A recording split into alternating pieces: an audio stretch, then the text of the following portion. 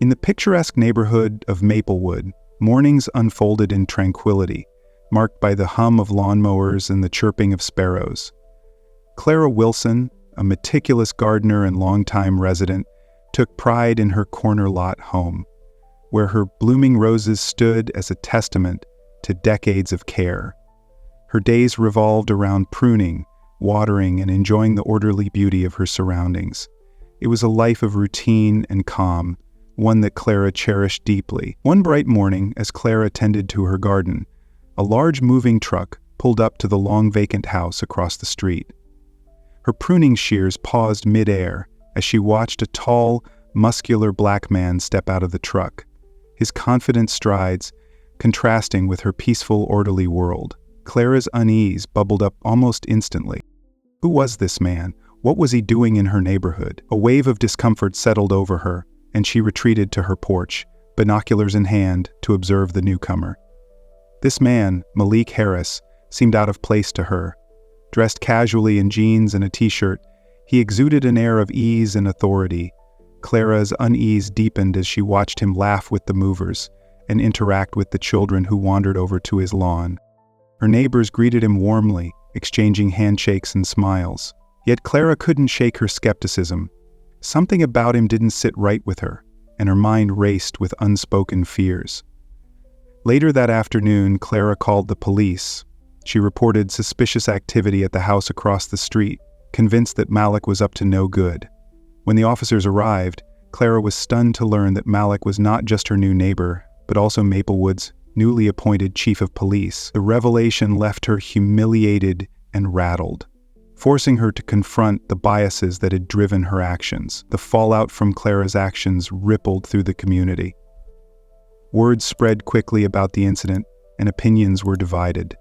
Some neighbors quietly supported Clara's decision, sharing her apprehensions about Malik's presence, though none would admit it publicly. Others were appalled, rallying around Malik and decrying Clara's actions as shameful. Malik, meanwhile, handled the situation with remarkable composure.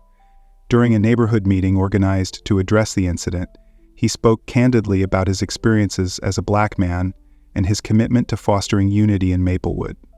His words were met with applause, but Clara felt the weight of disapproving glances from those who knew she had made the call. Despite his forgiving demeanor, Malik kept his distance from Clara. She, in turn, avoided the group gatherings and community events where she might run into him. Yet she couldn't stop thinking about him.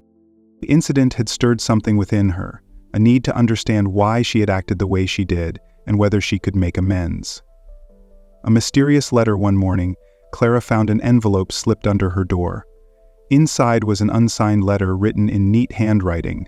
"Not everyone here is as forgiving as Chief Harris. Watch yourself." Clara's heart raced as she reread the message. Was this a threat? Had her actions made her a target? She debated calling the police, but hesitated. What would she say? That someone had sent her an anonymous note because of her own mistake? The shame of the situation kept her silent, but the unease lingered. Meanwhile, Malik received his own anonymous letter. Unlike Clara's, his message was supportive.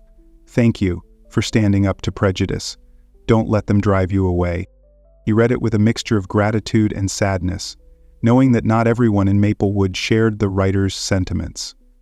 The letters hinted at an undercurrent of tension in the neighborhood, one that neither Clara nor Malik fully understood. An unexpected encounter one evening, Clara ventured to the local library, hoping to distract herself from her growing anxiety. As she browsed the shelves, she turned a corner and nearly collided with Malik. Her pulse quickened as their eyes met. "Clara," Malik said, his tone polite but guarded. "I didn't expect to see you here."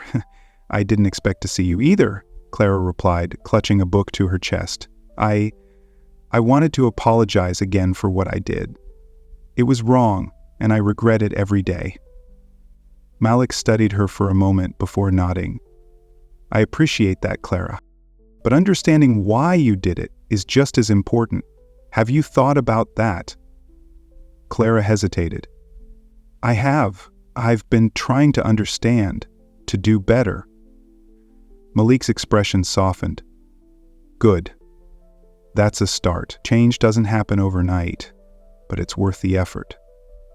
Their conversation was interrupted by a loud crash from a nearby aisle. Both turned to see a group of teenagers hastily exiting the library, knocking over a display in their rush. Malik sighed and excused himself to help the librarian clean up.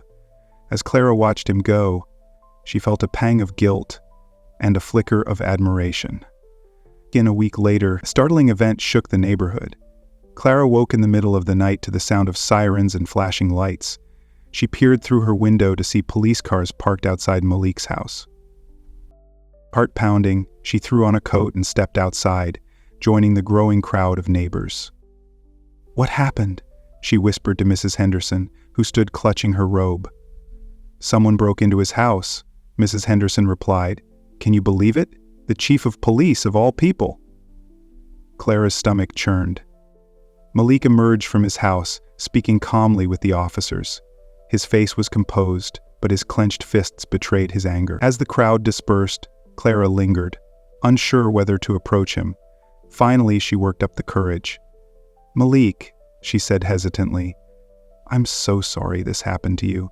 Do they know who did it?" "Not yet," Malik replied, his tone clipped. "But whoever it was, they knew exactly what they were doing. They didn't take anything. They just wanted to send a message." Clara's mind raced. Was the break-in connected to the letters? Had her actions played a role in stirring up animosity against Malik? The thought was unbearable. A twist in the investigation.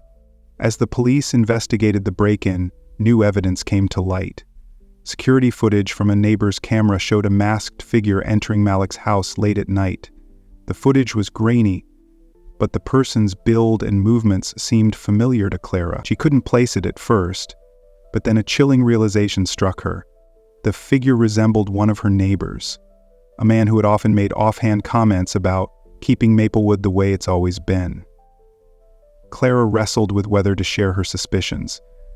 If she was wrong, she risked accusing an innocent person, but if she was right, staying silent could allow the perpetrator to strike again. Ultimately, her desire to make amends won out. She contacted the police anonymously, providing the name of her neighbor and her reasoning. The lead proved fruitful. The man was questioned and eventually confessed, admitting that he had broken into Malik's house to intimidate him. The revelation sent shockwaves through the neighborhood, exposing a darker side of Maplewood that many had ignored. A community transformed. The arrest marked a turning point for Maplewood. Malik used the incident as an opportunity to address the underlying biases that had festered in the community. He organized town hall meetings, workshops, and cultural events aimed at fostering understanding and inclusion. Slowly but surely, the atmosphere in Maplewood began to shift. Clara attended every event, sitting quietly in the back and absorbing the lessons. She volunteered to help with community projects, using her gardening skills to beautify public spaces. Over time, she and Malik developed a tentative friendship, built on mutual respect and a shared commitment to making Maplewood a better place. 1 year later, Maplewood had undergone a remarkable transformation. The neighborhood that once prided itself on conformity now celebrated its diversity, thanks in large part to Malik's leadership and Clara's willingness to confront her own biases. On a sunny afternoon, Clara hosted a garden party in her yard, inviting neighbors old and new. Malik arrived with a bouquet of flowers, which he handed to Clara with a smile. Clara had some beatific candles, but when she laid a few close before home, "These are for you," he said. "A thank you for everything you've done this past year." Clara blushed, feeling a mix of pride and humility. "Thank you, Malik, but I couldn't have done it without you." As they stood together watching the children play and the neighbors mingle, Clara realized how far she had come. The journey hadn't been easy, but it had been worth it. For the first time, she felt truly at peace. Her heart opened to the beauty of change and the connections it brought. Together, she and Malik had not only mended their own relationship, but had also helped to reshape their community into a place where everyone felt valued and included. It was a new chapter for Maplewood, one filled with hope, understanding, and the promise of a brighter future. The transformation of Maplewood seemed to be an inspiring success story for the community, but not everyone embraced the changes as warmly as others. As Malik worked tirelessly to create unity in the neighborhood, an undercurrent of resistance began to surface. It started subtly, sideways glances at community meetings, muttered comments under breaths, but soon escalated into something more overt. Clara began to notice the divide while walking home from one of Malik's neighborhood events. Two neighbors she had known for years, Mr. Jenkins and Mrs. Porter, stood whispering by the corner. "This neighborhood used to have standards," Mr. Jenkins muttered, his voice tinged with disdain. "Now it feels like anyone can just waltz in and take over." Clara hesitated, torn between confronting them and simply walking away. Malik's words from one of his speeches echoed in her mind. True change requires us to confront not just our own biases, but also the biases we see in others. Taking a deep breath, she approached the pair. "Standards? What does that mean, Mr. Jenkins?" Both neighbors stiffened, caught off guard. "It's nothing personal, Clara," Mrs. Porter said quickly, her eyes darting away. "We're just concerned about the direction Maplewood is heading." "Concerned about what?" Clara pressed, her voice firm. "About having a police chief who cares about this community? About neighbors who want to make this place better?" Mr. Jenkins scowled but didn't respond. Clara could feel her heart pounding as she held her ground. It wasn't easy to speak up, but she knew it was necessary. "Maplewood is changing," she said, her voice softening. "And change can be hard, but it's also an opportunity to grow, to learn, to be better. Don't we all want that?" The pair exchanged an uncomfortable glance before mumbling vague agreements and walking away. Clara exhaled deeply, feeling a mix of relief and frustration. The encounter left her shaken, but also more determined than ever to stand by Malik and the vision they shared for Maplewood, a threat in the shadows. Meanwhile, Malik faced challenges of his own. As the first black police chief in the town's history, he had garnered both admiration and animosity. While many in the community respected his efforts, others saw him as a symbol of unwelcome change. One evening, as Malik worked late in his office at the police station, he received a phone call from an unknown number. He answered cautiously. "Chief Harris," a distorted voice said, "you're stirring up trouble where it's not wanted. Maplewood doesn't need you. Leave, or things will get worse." The line went dead before Malik could respond. He stared at the phone, his mind racing. This wasn't the first time he had faced threats, but this one felt different, more personal. Someone in Maplewood didn't just dislike him, they wanted him gone. Rather than report the incident immediately, Malik decided to investigate quietly. He suspected the call might be connected to the break-in at his house, and he didn't want to escalate the situation without more evidence. Clara's turning point. Clara had begun volunteering at the local community center, helping to organize events and maintain the gardens. One afternoon, while tidying up after a children's art class, she overheard two parents discussing Malik. I heard he's been getting threats," one woman whispered, glancing around nervously. "Can you imagine?" In Maplewood, of all places. Clara froze, the broom in her hands forgotten. Threats? She hadn't heard about this. Was it true? The idea that Malik, who had done so much for the community, was being targeted filled her with both anger and fear. That evening, Clara baked a fresh batch of cookies and headed to Malik's house. She had used baking as a way to bridge the gap between them before, and while she wasn't sure what she could offer this time, she knew she couldn't stay silent. When Malik opened the door, his expression shifted from surprise to warmth. "Clara," he said, stepping aside to let her in, "what brings you here?" I heard something," Clara began hesitantly, "about threats. Against you." Malik's jaw tightened, but he nodded. "It's true. I've been receiving anonymous calls. I don't know who's behind them yet, but I'm working on it." Clara set the cookies down on the table and looked him in the eye. "Malik, this isn't right. You've done nothing but try to bring this community together. You shouldn't have to deal with this." Malik smiled faintly, his eyes tired but resolute. "Change isn't easy, Clara. When people feel threatened, they lash out. But I'm not going anywhere. Maplewood is my home now." Clara felt a swell of admiration for him. "Is there anything I can do to help?" "Just keep doing what you're doing," Malik said. "Standing up, speaking out, every voice matters. The Discovery Showcase the next afternoon at Four Top Coffee. Clara couldn't shake the feeling that someone was working against Malik behind the scenes. She decided to do some investigating of her own, starting with the break-in at Malik's house. During a conversation with one of her neighbors, she learned that the man arrested for the crime had been released due to lack of evidence. "Do you think he'll try something again?" Clara asked, trying to keep her voice casual. Her neighbor shrugged. "Who knows? But I wouldn't put it past him, or the people he runs with." Clara's stomach churned. Who were these people? Were they part of the same group threatening Malik? Determined to find out more, she began keeping a closer eye on the comings and goings in the neighborhood.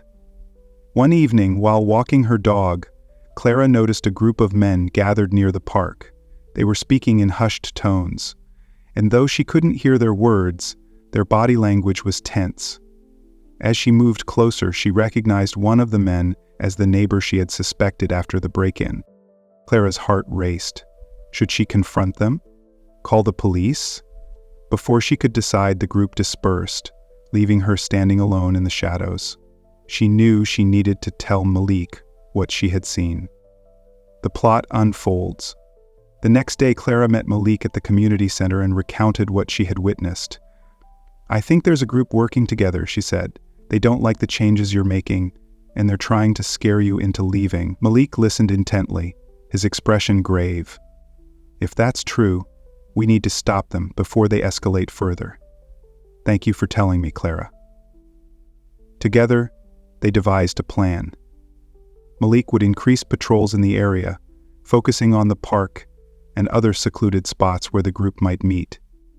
Clara, meanwhile, would keep her ears open for any additional information. It wasn't long before their efforts paid off. During a late-night patrol, officers caught two men vandalizing one of the community gardens that Malik and Clara had helped create. When questioned, the men admitted to being part of a larger group that opposed Malik's leadership and wanted to restore Maplewood to its former glory. The arrest sent shockwaves through the neighborhood. For some, it was a wake-up call, forcing them to confront the prejudice and fear that had fueled the group's actions. For others, it was a rallying cry, deepening their resentment toward Malik and those who supported him. A bold move. As the situation escalated, Malik decided to take a bold step. He organized a town hall meeting to address the division in the community head-on. The event drew a large crowd, including both supporters and detractors. Clara sat in the front row, her hands clenched tightly in her lap as Malik took the stage. His voice was steady and clear as he spoke about the challenges Maplewood faced and the importance of working together to overcome them. "We all want the same thing," he said, "a safe, welcoming community where our children can thrive. But that won't happen if we let fear and hatred divide us. Change isn't something to fear, it's something to embrace." As Malik spoke, Clara scanned the crowd. She saw nods of agreement, but also crossed arms and scowls. One man stood up and shouted, "You're trying to change everything we've worked for. Why should we trust you?" Malik didn't flinch.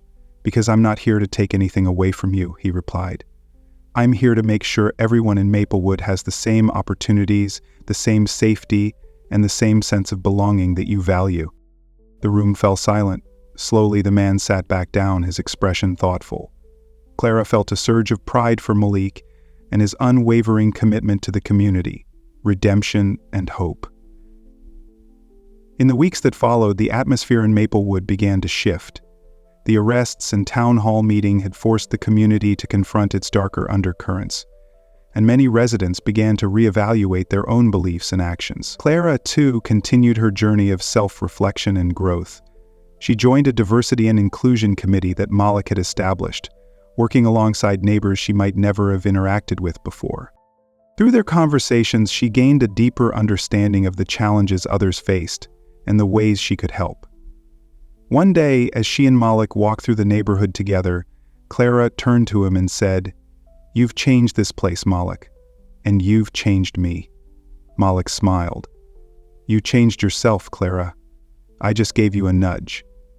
Their friendship had grown into a partnership, built on trust, respect, and a shared vision for Maplewood's future. Together, they had turned a moment of conflict into a catalyst for change.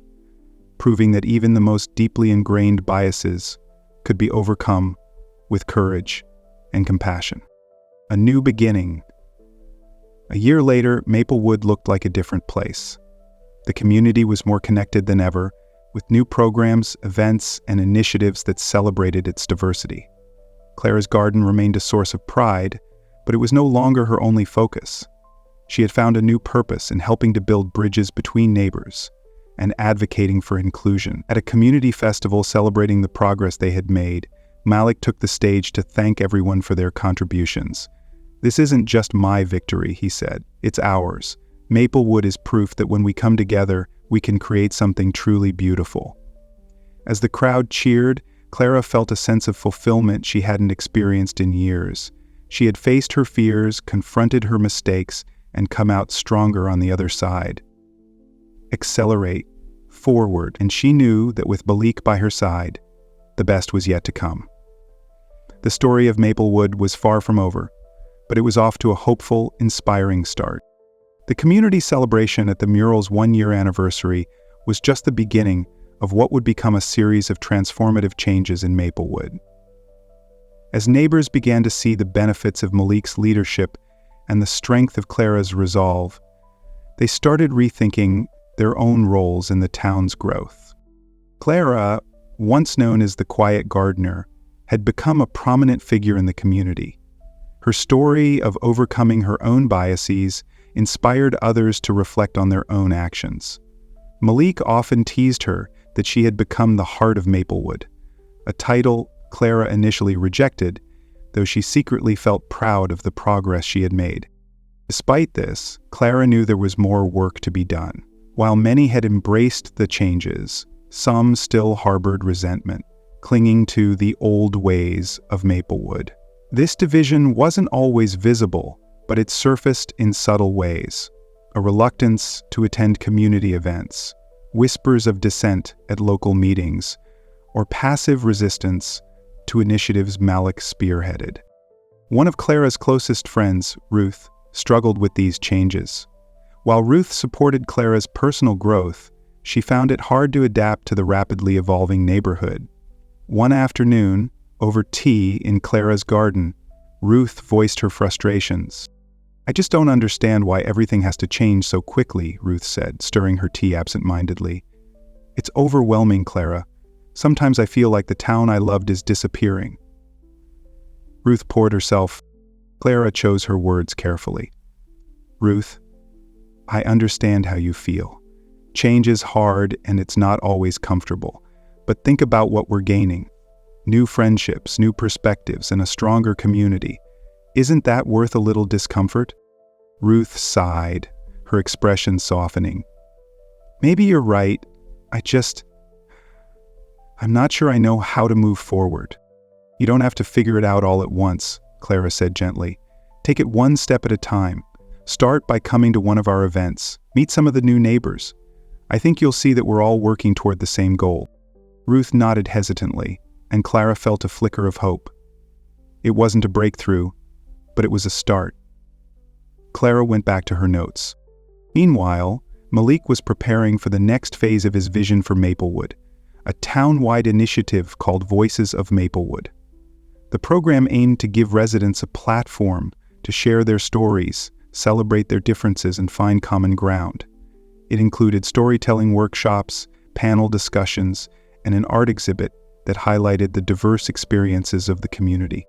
Clara eagerly volunteered to help organize the initiative, using her connections to rally support for neighbors. She also decided to contribute her own story to the exhibit, a personal essay about her journey from fear and prejudice to understanding and acceptance. Writing it was a deeply emotional process, forcing Clara to confront painful memories and acknowledge the harm she had caused. But it was also cathartic, a way to turn her past mistakes into a message of hope. When the exhibit opened, it drew a larger crowd than anyone had anticipated. Clara's essay was displayed alongside paintings, photographs, and poems from residents of all ages and backgrounds. As she wandered through the gallery, she was struck by the power of these stories to bridge divides and foster empathy. One piece in particular caught her attention: a painting by a young artist named Maya, who had moved to Maplewood a year earlier. The painting depicted a vibrant garden filled with flowers of every color, their roots intertwined beneath the soil. Beneath the painting was an inscription: "We are stronger together." Clara found Malik standing nearby, admiring the same piece. "It's beautiful, isn't it?" she said. "It is," Malik agreed. "It captures exactly what we're trying to build here." They stood in silence for a moment, taking in the painting. Then Malik turned to Clara with a smile.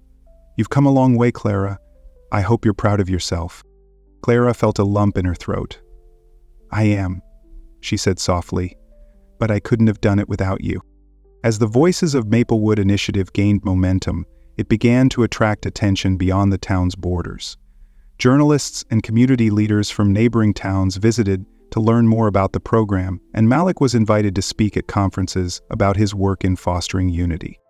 One day, Clara received an unexpected visitor: Malik's niece, Jasmine, a bright and ambitious college student studying sociology. Jasmine was visiting Malik for the summer and wanted to get involved in the community work he was doing.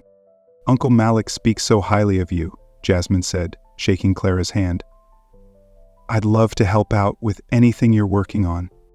Clara was instantly charmed by Jasmine's enthusiasm and invited her to join the mentorship program she had been running with Malik. Together, they began organizing workshops for young people in Maplewood, focusing on topics like empathy, leadership, and civic engagement. Jasmine brought fresh energy and ideas to the program, connecting with the younger participants in a way that Clara couldn't. Watching Jasmine in action, Clara felt a renewed sense of hope for the future. The next generation of Maplewood residents was eager to carry the torch and build on the foundation they had laid. Despite the progress, there was one lingering thread that Clara couldn't ignore: the man who had vandalized the community center. Though he had been arrested and sentenced to community service, he remained a source of tension in the neighborhood. Some residents avoided him entirely, while others openly voiced their anger and mistrust. Clara wrestled with how to approach the situation. She believed in the importance of second chances. After all, hadn't she been given one herself? But she also understood the pain and fear that the man's actions had caused. One evening, Clara saw him working in the community garden as part of his community service. Summoning her courage, she approached him. "Hello," she said, her voice steady but kind. "I'm Clara." The man looked up surprised. "I know who you are," he said gruffly.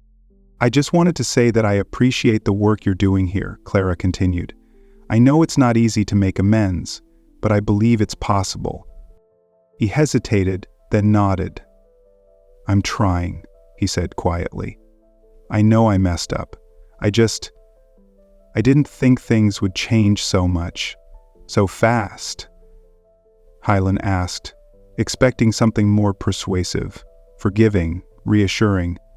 He wanted her to tell him she was sorry, but he knew already that wasn't true. "Change is hard," Clara said, echoing the words she had spoken to Ruth. "But it can also be good. I hope you'll give it a chance." They stood in silence for a moment, the tension between them beginning to ease. As Clara walked away, she felt a glimmer of hope that even the most resistant hearts could be softened with time. 2 years after Malik moved to Maplewood, the town had transformed into a model of inclusivity and collaboration. The mural that had once been a symbol of defiance against hate was now a cherished landmark, and the mentorship program had produced a new generation of leaders, eager to carry Maplewood's vision forward. Clara's garden, once her private sanctuary, had become a gathering place for neighbors to connect and share ideas. She no longer felt the need to control every detail of her surroundings. Instead, she embraced the beauty of imperfection and the richness of diversity. One evening, as Clara and Malik stood in the garden watching the sunset, Clara reflected on how far they had come. "Do you think we've done enough?" she asked. Malik smiled. "We've done a lot, Clara, but there's always more work to do." Clara nodded, a sense of peace washing over her. "I'm ready for it," she said. "Whatever comes next, I'm ready." As the stars began to appear in the night sky, Clara and Malik raised a toast to their journey. A journey that had transformed not just a town, but also the hearts of those who called it home. Together, they had shown that change was not something to fear, but something to embrace. A chance to grow, to learn, and to create a brighter future for everyone. As the story of Maplewood comes to a close, it leaves us with a message of hope. It shows us that even in the face of prejudice, division, and resistance, transformation is possible. It reminds us that we are all capable of change, no matter our age, background, or past mistakes. The story also challenges us to reflect on our own lives. What biases do we hold, consciously or unconsciously? How can we build bridges with those who are different from us? What small actions can we take to create a more inclusive and connected world? The answers to these questions may not come easily, but the story of Maplewood assures us that the journey is worth it. By embracing vulnerability, practicing forgiveness, and fostering connection, we can create communities that are not only diverse, but also united. Places where everyone feels seen, valued, and included. But Clara's story teaches us that prejudice, no matter how ingrained, is not immutable. The moment she recognized the harm her actions had caused, she began the process of self-reflection and change. It wasn't an easy journey, nor was it one without missteps. But it was a journey rooted in courage, the courage to admit when she was wrong, to seek understanding, and to rebuild trust. The lesson here is clear. Acknowledging our biases is the first step toward dismantling them. It requires humility, a willingness to listen, and a commitment to personal growth. As Clara demonstrates, this work is not about achieving perfection, but about striving to be better, one choice at a time. Like this video, you're going to love what's next. Click on the video on screen and subscribe to stay tuned for even more awesome content heading your way.